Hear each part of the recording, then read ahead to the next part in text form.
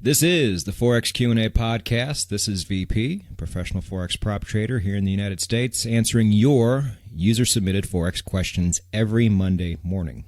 If you have a question and it has to do with Forex and you cannot find the answer anywhere, you can ask me.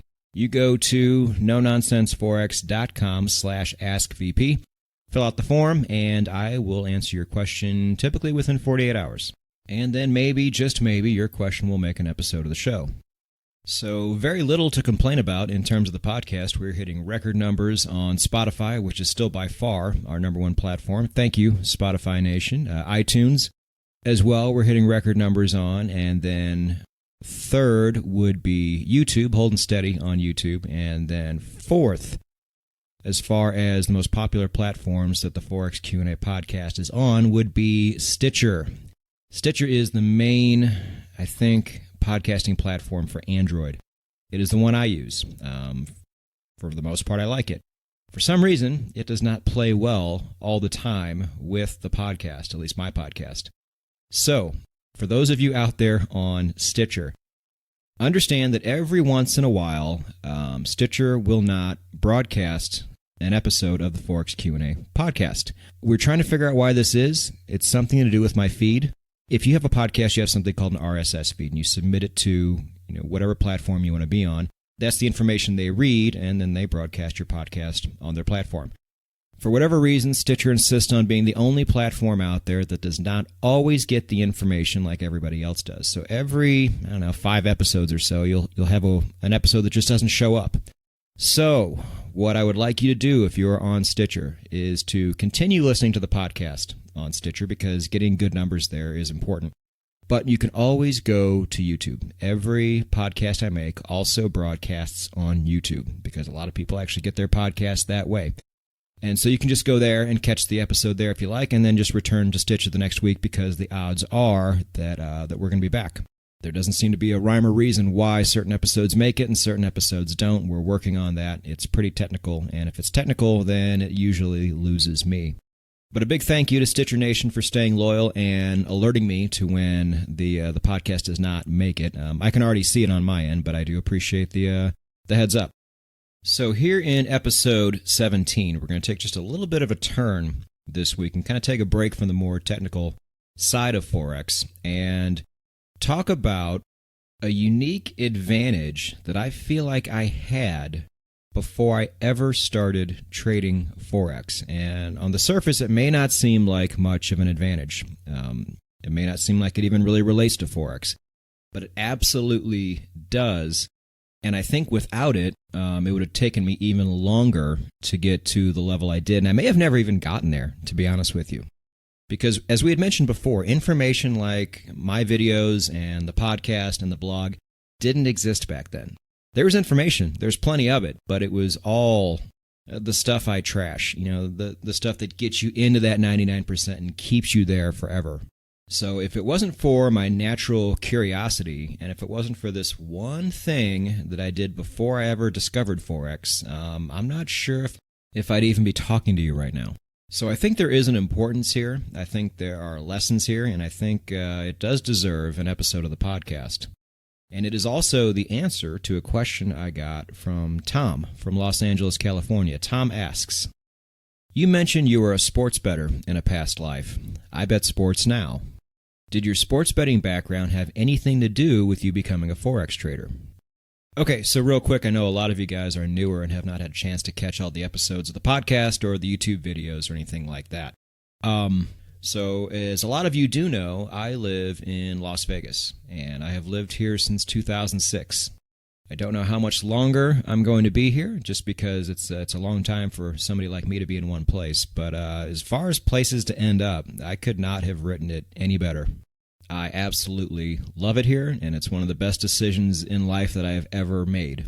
The weather for 8 months out of the year, and that includes right now, is nothing short of extraordinary. It totally sucks ass for 4 months, but lately I've been leaving town during that time, so I'm generally pretty happy with the weather no matter where I'm at. I used to really have to suffer through 118, 120 degree temperatures for extended periods of time, and that was really no fun. But lately, in terms of weather, I've been getting the best of it. The people out here are all really cool. They're very motivated. It's diverse. The girls are hot and mostly single because you don't really come to Las Vegas to settle down. But above all those things, you can really prosper in a city like this if you know what to do and what not to do, just like in Forex trading. And we're going to talk about that a bit in this episode. Now, as usual, I kind of scat out my competition. And if you were to go to YouTube right now and type in Forex Casino, for example, you're going to see quite a few videos, one of which has over 1 million views, for Christ's sakes. And like every Forex trading video on YouTube, they are generally not going to help you at all. I mean, they're kind of good if you're 12 years old and you have no idea how investing or gambling or anything works. But for grown-ups who actually want to make money, there's not very helpful. And I don't like singling out, people who make videos. I'm not doing that here. I'm telling you collectively what you're going to find if you type that phrase in.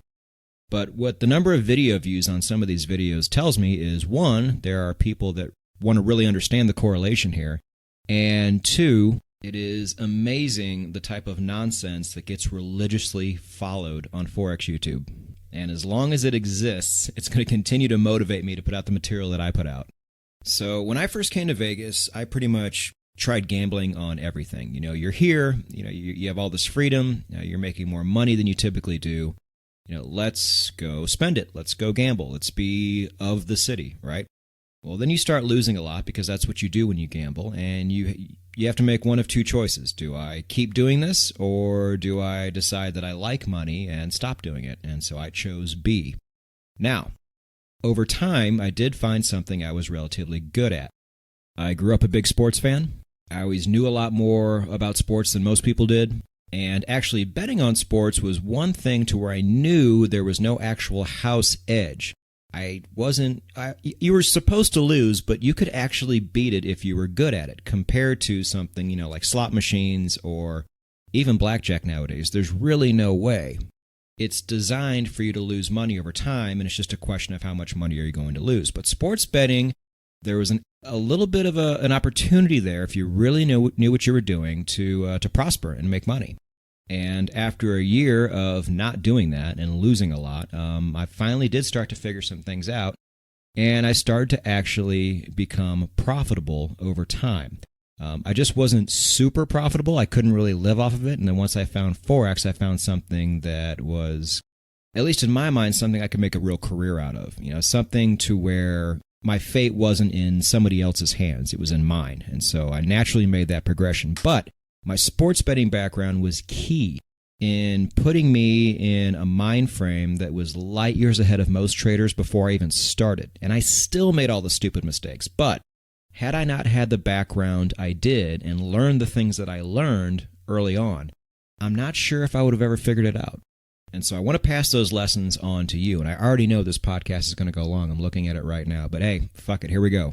So first off, sports betting and Forex both have this us versus them mentality, to where it's us versus somebody who is clearly smarter than we are. In sports betting, it is Vegas. It's the bookmakers. It's the people who set the lines. And in Forex, it's the big banks. They have access to information that we will never have. They make price go exactly where they want it to go, and that is an advantage that we just don't have. Now, how do you beat those big, scary monsters on the other side of the table? Because most people aren't going to. So, for example, I always point to that 99%.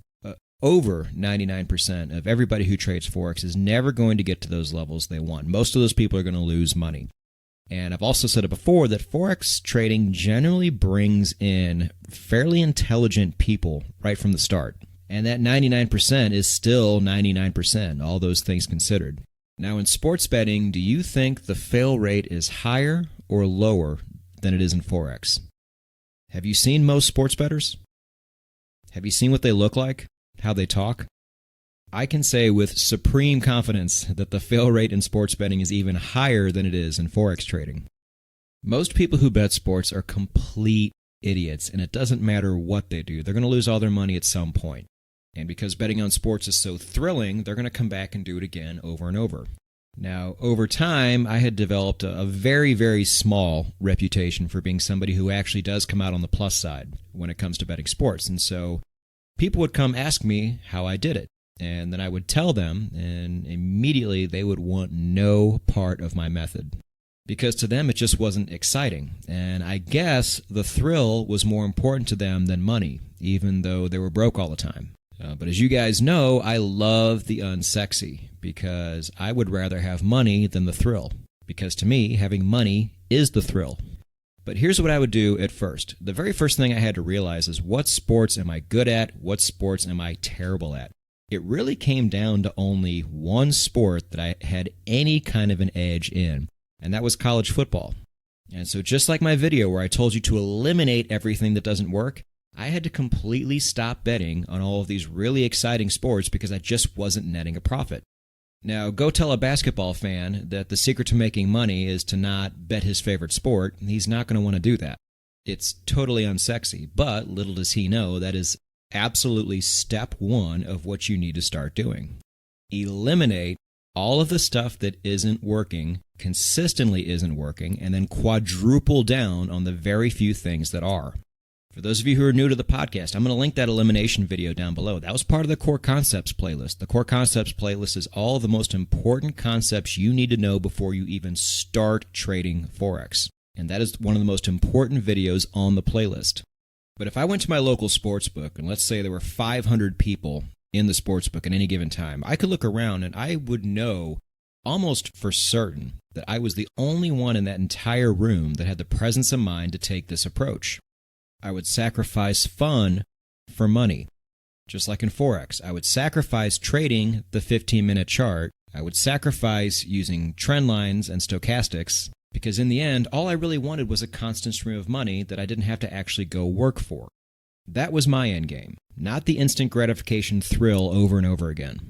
There are plenty of other places, especially in Las Vegas, where you can go get something like that. Now, the other thing that separated me from just about everybody I knew in the sports betting game was, say it with me, money management. You think any of these yahoos had a disciplined money management approach? No. They had the exact opposite. Most people would take these crazy 8, 9, 10 team parlay bets, which means all 8, 9, or 10 teams that you bet would have to win, and you would get a gigantic payoff in the end if they did. The odds of these bets actually hitting were almost zero. The house advantage on these bets was extraordinary. The sportsbook even has separate lines that you stand in just for these type of bets, and those lines were always long. This is the equivalent of taking $500 and putting it in a Forex account and thinking that because of leverage, you can turn that $500 into $10,000 or even more. You certainly can. It is scientifically or mathematically possible. But the odds of that happening are as close to zero as you can possibly get. And then the most common thing you would see from a money management standpoint with most of these bettors is they would chase losses. If they lost one, they would bet more the next time just to try to get that money back. And all this did was accelerate their losses. And the worst part was I knew people that were really, really good at picking winners. Just like in Forex, people who are really good at trade entries that just don't have the money management. I worked with a guy back in 2008. His name is Marcus. I worked with him at a restaurant. He was a food runner. I was a waiter. And he was amazing at picking winners in the NBA, which nobody knows how to do. But because I'm such a nerd, I would talk to him and I would get his picks every night and I would track them and put them in a spreadsheet. And no kidding, in a 2-month span, this guy hit 77% winners. To put it in perspective, if you hit 55% winners, that is considered a pro level in the world of sports betting. This guy was on another stratosphere. So over time, I would copy his picks and go make money. He would bet his own picks, and even at a 77% clip, which he stayed pretty consistent on, this guy just had a knack for picking these winners. But even at that clip, he ended up losing everything he had. He even lost his job. I came in one day, I'm like, where's Marcus? He usually works on Thursdays. And they said, he's gone. Marcus's wife took the kid and bounced. They just left town because Marcus lost all their money. And he had to go after them and try to patch things up. And I have never seen him since, but I knew, because we talked about how he bets and how he chases losses and how his money management is just completely out of whack. And so even at an unheralded win rate, it is still possible to lose everything. And I'm sure his story is not the only one out there.